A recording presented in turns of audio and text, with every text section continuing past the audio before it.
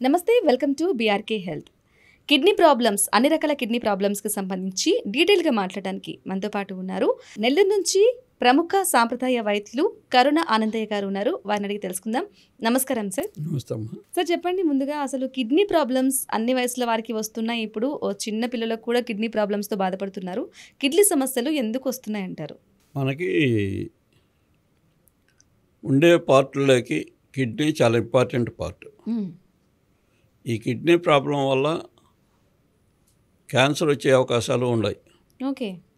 Lungs problems, blood circulation curing లేకపోయినా lungs effect వస్తుంది. Heart attack కూడా ఇంచుమించు దానికి సంబంధించింది. కిడ్నీ ప్రాబ్లం వల్లనే హార్ట్ అటాక్ వస్తుంది. దానివల్ల ఏంటంటే మెయిన్ కిడ్నీలు అనేవి చాలా ఫంక్షనింగ్ బాగుండాలి.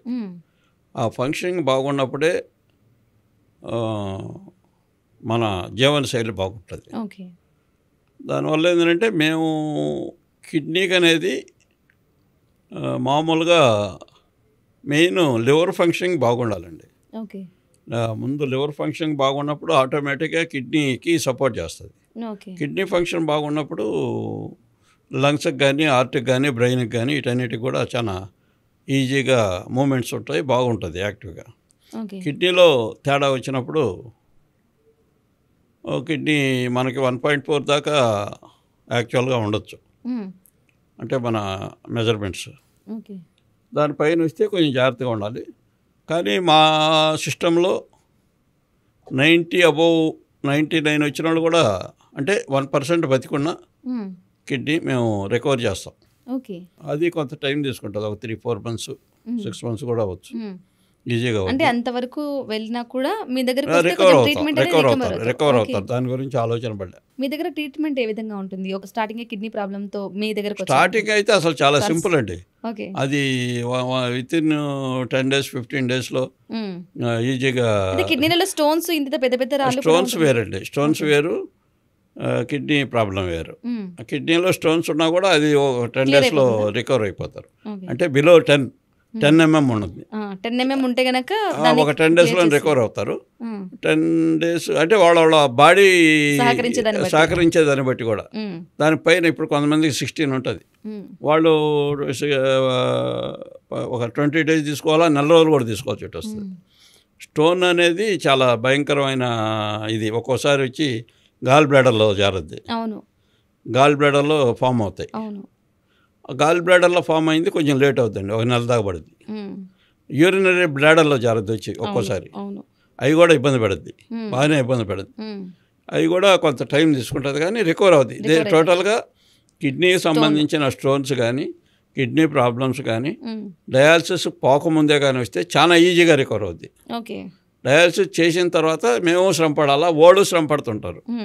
వాళ్ళు అంటే ఆ కిడ్నీ ఫంక్షన్ పోద్ది కాబట్టి వాటర్ వాళ్ళు కండిషన్ పెడతారు, వాటర్ కొద్దిగా తాగాల, ఒక ఫుడ్ కూడా కొద్దిగా తీసుకోవాలి. మా కాడికి వచ్చిన కాడి నుంచి మేము ఫుడ్ బాగా తీసుకోండి, మంచినీళ్ళు బాగా తాగండి, బాడీలో స్ట్రెంగ్త్ వస్తేనే మీకు అన్నిటికీ రిక్వైర్మెంట్ వస్తుంది అని చెప్పి మా సజెషన్. నీళ్ళు ఎక్కువ తాగాలి అని చెప్తుంటారు. మరి అసలు ఏంటి సార్ వెయిట్, అంటే బరువు ఉన్న వాళ్ళు ఎవరి బరువుని తగ్గట్టు వాళ్ళు నీళ్ళని తాగాలంటారా, లేకుంటే మామూలుగా 4 లీటర్లు రోజుకి తాగాలి అంటారు కాబట్టి అలా తాగాలంటారా? అసలు కిడ్నీకి సంబంధించి సమస్య బాడీ సహకరించేదాన్ని బట్టి తీసుకోవచ్చమ్మా. ఇంత అనేది ఒక కన్ఫామ్గా ఏం లేదు. కొంతమంది 2 లీటర్లోనే సరిపెడతారు, కొంతమంది 6 లీటర్లు తాగేవాళ్ళు ఉన్నారు. అవి రకరకాలైన వాటరు పరిస్థితిని బట్టి అవి చెప్పలేం, వాళ్ళ బాడీ సహకరించేదాన్ని బట్టి. అంటే నీళ్ళు ఎక్కువ తాగితే కిడ్నీ సమస్యలు కొంచెం దూరం అట్టనే కాదండి. ఇప్పుడు బోన్ మెరైన్ అనేది ఒకటి ఉంది. బోన్ మెరైన్ మీరు 10 లీటర్లు తాగండి, డ్రై అయిపోద్ది, పాస్ రాదు. అట్టా ఒక్కొక్కరి సిస్టమ్ ఒక్కొక్క విధంగా ఉంటుంది. కొంతమంది 3 లీటర్లతో సరిపెట్టేవాళ్ళు ఉన్నారు, కొంతమంది 2 లీటర్లతో సరిపెట్టేవాళ్ళు ఉన్నారు. ఆ విధంగా ఒక్కొక్కరు బాడీ సహకరించేదాన్ని బట్టి తీసుకోవచ్చు. మనం ఎంత తీసుకోవాలని కన్ఫామ్గా మనం చెప్పేదానికి లేదు. వీళ్ళు డయాలసిస్కి పోయిన వాళ్ళందరికీ ఏంటంటే నీళ్లు తగ్గిమంటారు. నీళ్లు తగ్గించిన తర్వాత అది రికవర్, మనకి విరోధి వ్యాధి అనేది మన బాడీలో విరోధి. ఆ విరోధిని ఎదుర్కోవాలంటే ముందు మన శక్తి కావాలి. మేము ఇచ్చేది immunity booster. Immunity booster plus దాన్ని క్యూరింగ్ చేయాలి. ఏ వ్యాధి వస్తుందో ఆ వ్యాధికి క్యూరింగ్ కావాలి ఫస్ట్. దానివల్ల ముందు వీళ్ళకి బాడీ ఇమ్యూనిటీ బూస్ట్ ఇస్తాం ఎక్కువ, దాంట్లోనే అది పికప్ చేసుకుంటుంది. బాడీని పికప్ చేసుకొని ఈజీగా డయాలసిస్ పోకుండా వస్తే మాత్రం చాలా తొందరగా రికవర్ అవుతారు వాళ్ళు. 99%, ఇంకా 2% ప్రాణం ఉంటే చాలు దానికి బతికించుకోవచ్చు. తొందరగా క్యూర్ అయిపోతుంది. అట్లా అయితే ట్రీట్మెంట్ తీసుకునే విధానం బట్టి ఫుడ్ డైట్ ఏ విధంగా ఉండాలంటారు? ఫుడ్ అంటే వాళ్ళకి ఈజీ డైజెషన్ ఉండాలి. ఏ ఫుడ్ పెట్టినా ఈజీగా డైజెషన్. ఎక్కువ ఫ్రూట్స్ తీసుకోమంటాం. అంటే సాఫ్ట్ ఫుడ్ తీసుకుంటే సరిపోతుంది, నాన్ వెజ్ తీసుకుంటే మంచిది. ఫ్రూట్స్ ఎక్కువగా తీసుకుంటే మంచిది. ఎక్కువ కూరగాయలు, ఇవన్నీ ఆకుకూరలు. వాళ్ళేమో ఆకుకూరలు తినొద్దు అంటారు. అటు కాకుండా మేము చెప్పేది ఆకుకూర వాళ్ళకి డైజెషన్ ఈజీగా ఉండాలి, అది భిన్న రికవర్ అవుతుంది. ఈ ఆకుల్లో ఏముందంటే మనకి హిమోగ్లోబిన్ పెంచే అవకాశం ఎక్కువ ఉంది. ప్రతి ఆకులో కూడా హిమోగ్లోబిన్ పెంచుకునేదానికి ఎక్కువ ఉంది. మా అనాలిసిస్లో తేలింది ఏంటంటే నాన్ వెజ్ తినే వాళ్ళకి 13 to 16% ఉంటుంది. నాన్ వెజ్ తిన్న వాళ్ళకి సేమ్ ఏజ్ వాళ్ళకి 15 to 18% ఉంది. దానివల్ల నాన్ వెజ్ అనేది కొంచెం తగ్గించుకొని వెజ్లో ఆకుకూరలు, కూరగాయలు అటు ఎక్కువగా కిడ్నీ ప్రాబ్లం వాళ్ళకి ప్రొవైడ్ చేస్తుంటాం. వాళ్ళు మంచిగానే ఉన్నారు. ఫ్రూట్స్ అవన్నీ ఎక్కువ తీసుకోమంటాం కాబట్టి వాళ్ళు మంచిగా. అయితే ఈ కిడ్నీ ప్రాబ్లమ్స్కి సంబంధించి అందరూ అంటుంటారు అసలు అంటే ఆల్కహాల్ తీసుకోవడం వల్ల, సిగరెట్ అటువంటివి ఉండడం వల్ల ఇటువంటివి వస్తూ ఉంటాయి అంటారు. మరి అదే నిజమే? అవన్నీ కరెక్ట్ కాదు.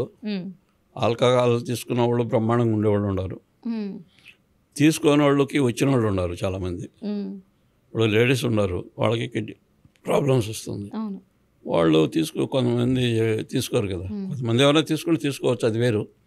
చాలామంది తీసుకునేవాళ్ళు తక్కువ. మాకైతే ఆంధ్రాలో వాళ్ళకు కూడా కిడ్నీ ప్రాబ్లమ్స్ ఉన్నాయి, లేకుండా లేదు. అటని చెప్పని తీసుకున్న వాళ్ళకే ఉంది, తీసుకునే వాళ్ళకే ఉంది, ఇద్దరికి ఉంది, సమస్య లేదు. కిడ్నీ సమస్యలకు సంబంధించి చాలా ట్రీట్మెంట్ ఏ విధంగా ఉంటుంది, అలాగే ఎవరు ఏ విధంగా ఉపయోగించుకోవాలి వాళ్ళని బట్టి అని చెప్పేసి చాలా క్లియర్గా చెప్పినందుకు thank you so much sir. నమస్తే.